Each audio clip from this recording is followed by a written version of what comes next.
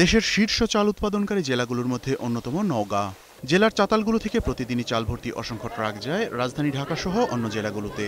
তবে 30শে নভেম্বর থেকে চাল বহনে পাটের ব্যাগ ব্যবহার বাধ্যতামূলক করার পর খানিকটা ছন্দপতন ঘটেছে চাতাল ব্যবসায়। আমাদের জেলায় প্রতিদিন প্রায় 45,000 বস্তার দরকার।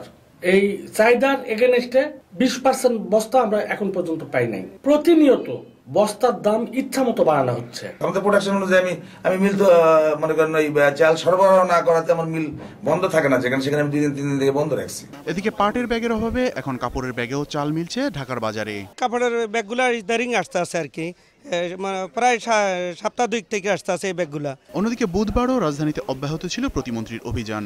তবে অনেক জায়গায় আগেভাগেই দোকান বন্ধ করে পালিয়ে যান প্লাস্টিক ব্যাগ ব্যবহারকারীরা। পরে প্রতিমন্ত্রী বাজারে এসে অধিকাংশ দোকানেই পাটের ব্যাগের ব্যবহার দেখে সন্তোষ প্রকাশ করেন। ব্যাগের কোনো সংকট নেই আবারও নিশ্চিত করেন তিনি। অভিযান চলবে, অব্যাহত থাকবে আপ টু 100% বাস্তবায়ন পর্যন্ত।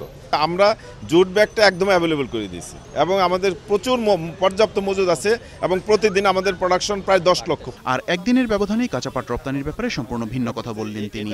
বিভিন্ন দেশে বিভিন্ন শিল্প প্রতিষ্ঠান গড়ে উঠেছে, সেই শিল্প প্রতিষ্ঠানটা যাতে নষ্ট না হয় এট এ টাইম, এই কাঁচা পাতের যে আন্তর্জাতিক বাজারটা যাতে নষ্ট না হয়, তার জন্য আমরা সীমিত আকারে কেস টু কেস আমরা যাচাই বাছাই করে সেগুলো আমরা দিচ্ছি।